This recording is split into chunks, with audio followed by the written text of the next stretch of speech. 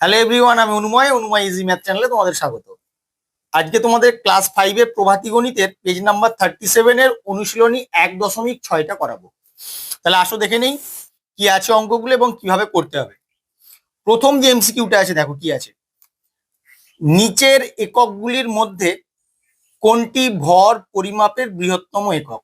আমরা জানি ভর পরিমাপের এককগুলোর মধ্যে কি থাকে, গ্রাম থাকে। লাস্টে কি কি থাকে? Kilogram, hectogram, decagram, gram, decigram, centigram, milligram. But এখানে এগুলোর মধ্যে যেটা থাকবে সেটা হবে। এবার কোনটা হবে? কিলোগ্রাম হচ্ছে সব থেকে বড়, তারপরে হেক্টোগ্রাম, তারপরে ডেকাগ্রাম। তাহলে আমি দেখো এখানে দেখলেই দেখতে পাবো হেক্টোগ্রাম আমার এখানে আছে, কিলোগ্রামটা নেই। তাহলে হেক্টোগ্রামটা তোমার এখানে বড় হবে, অর্থাৎ অপশন ডিটা তোমার এখানে কারেক্ট অ্যান্সার হবে। পরের অঙ্কটা দেখো, নিচের কোন এককটির সাহায্যে তোমার কলমের দৈর্ঘ্য নির্ণয় করা সব থেকে সুবিধাজনক? এবার কলম তো খুব বেশি বড় হয় না। এই যে আমি যে পেনটা ধরে আছি, এটা কি বিরাট বড় পেন?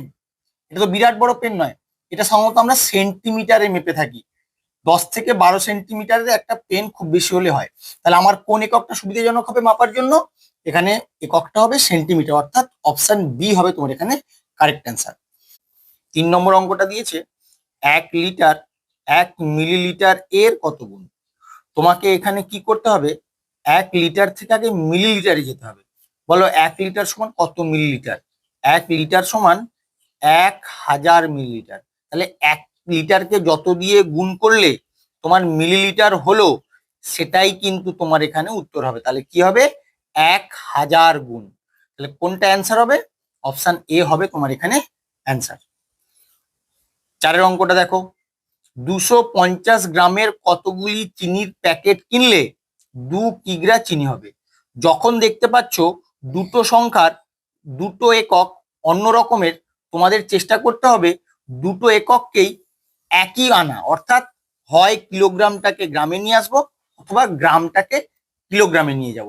আমার সুবিধা হবে কিলোগ্রামটাকে গ্রামে আনতে। 2 কিলোগ্রাম সমান কত গ্রাম বলো? 2000 গ্রাম। তাহলে 2000 তুমি লিখবে। আর প্রত্যেকটা চিনির প্যাকেটের ওজন কত বলেছে? 250 গ্রাম। 2000-কে 250 দিয়ে ভাগ করবে। তোমরা কিন্তু এই পদ্ধতিতে ভাগ করার দরকার নেই, জাস্ট উপরে নিচে লিখবে, কাটাকুটি করবে, লঘিষ্ঠ আকারে পরিণত করলে কিন্তু তোমার অ্যান্সারটা চলে আসবে। এইভাবে করলে তাড়াতাড়ি হবে। ভাগ তোমরা এইভাবে করতে পারো, তার থেকে এটা তাড়াতাড়ি হবে, তাই এইভাবে করতে বলছি। শূন্য আর শূন্য কেটে দেবে, 25 × 8 = 200। তাহলে কটা প্যাকেট হলো? 8টা প্যাকেট। কত নম্বর অপশন? অপশন ডি হবে তোমার এখানে কারেক্ট অ্যান্সার।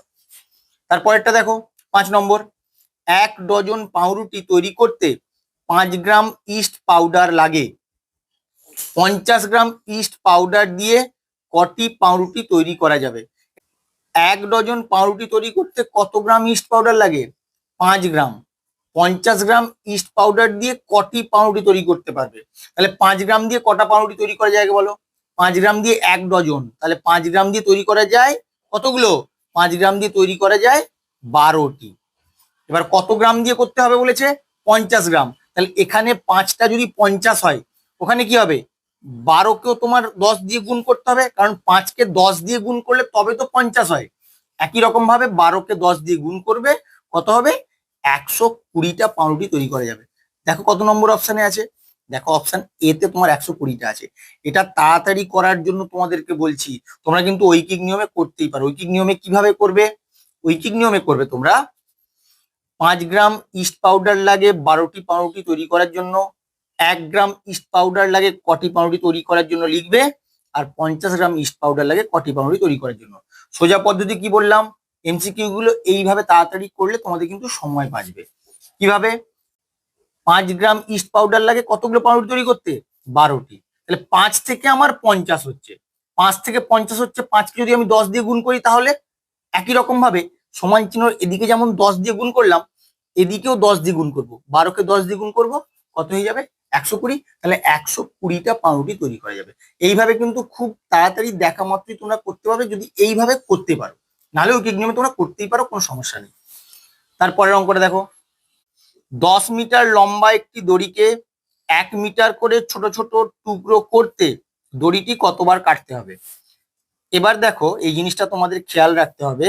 একটা যদি দড়ি থাকে এরকম, ধরো এই দড়িটাকে যদি তুমি একবার কাটো, তাহলে কটা টুকরো হবে?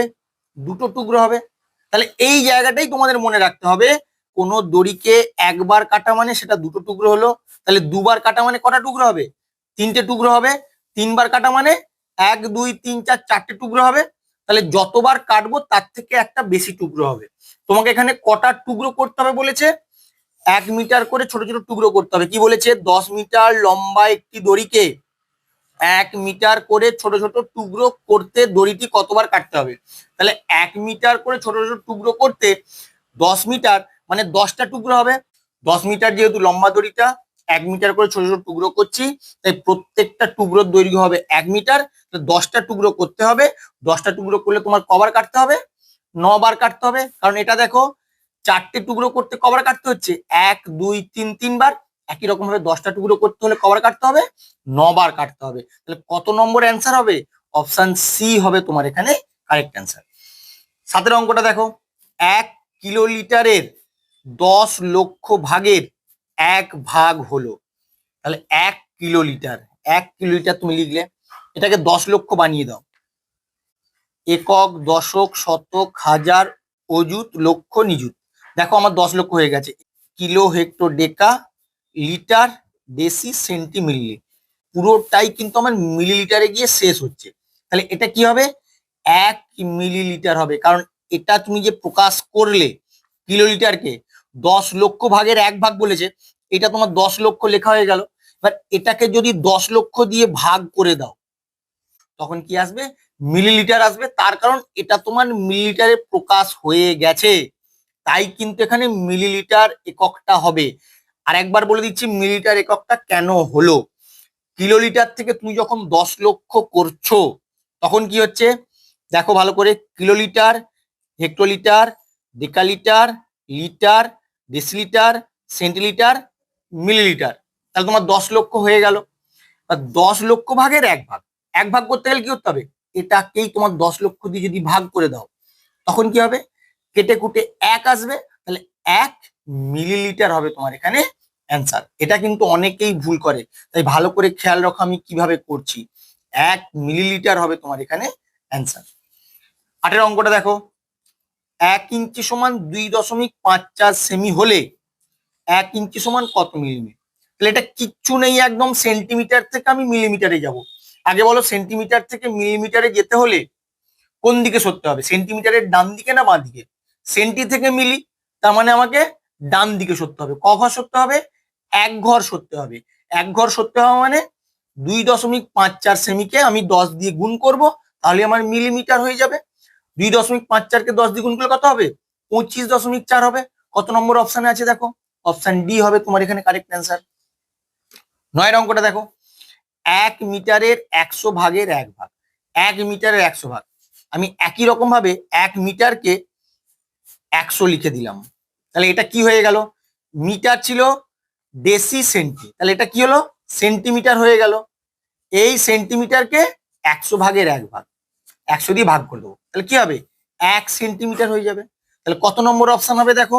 অপশন ডি হবে তোমার এখানে কারেক্ট অ্যান্সার। এইভাবেই কিন্তু করতে হবে। ধরো এই অঙ্কটা, মানে 7এর দাগের অঙ্কটা, 9এর দাগের অঙ্কটা, এগুলো কিন্তু এইভাবেই তোমাদের করতে হবে। যত বলেছে 1 মিটারের 100 ভাগ, তুমি 100 দিয়ে আগে গুণ করে দেবে বা 100 করে দেবে। 100 করে দিলে মিটারটা কি এককে হয়ে গেল সেটা আগে দেখবে। 100 ভাগের 1 ভাগ মানে আবার ওটাকে 100 দিয়ে ভাগ করে দেবে, তাহলেই কিন্তু তোমার অ্যান্সারটা বেরিয়ে আসবে। 10এর দাগের অঙ্কটা কি দিয়েছে দেখো, একটি পিঁপড়ে সিঁড়ির ধাপ বরাবর সি বিন্দু থেকে এই বিন্দুতে পৌঁছাতে কত পথ অতিক্রম করবে? অর্থাৎ এখান থেকে উপরে যাবে, উপরে যেতে এই সিঁড়ির ধাপ বরাবর যাবে, আর কতটা পথ সাথে যেতে হবে, এটা তোমাদের বের করতে হবে। তোমার তো এখানে কোনোটা ধাপের দৈর্ঘ্য দেওয়া নেই, তাহলে তুমি কি করে বের করবে? ওইটা বের করার জন্যই এখানে কিন্তু বি থেকে সি এর দূরত্ব আর এ থেকে বি এর দূরত্ব দেওয়া আছে, এটা কাজে লাগিয়েই বের করতে হবে। কিভাবে করছি একটু লক্ষ্য করো। প্রথমে সি থেকে উপরে উঠবো, তারপরে আবার এদিকে যাব, আবার এখানে উঠবো। এবার দেখো এই যে উলম্ব রেখাগুলো, উলম্ব রেখাগুলো কিন্তু সবগুলো যোগ করলে তোমার বি থেকে এ এই দূরত্বটাই পাবে। ভালো করে লক্ষ্য করো, এতটা, আবার এতটা, এতটা, এতটা, আবার এতটা, তাহলে এ থেকে বি এই দূরত্বটা। অনুভূমিক যে রেখাগুলো আছে, অর্থাৎ এই রেখাটা, এই রেখাটা, এই রেখাটা, এই রেখাটা, এই রেখাটা, এইগুলো সব যোগ করলে কিন্তু বি থেকে সি এর দূরত্বটা পাবে। তাহলে মোট কতটা দূরত্ব অতিক্রম করতে হবে?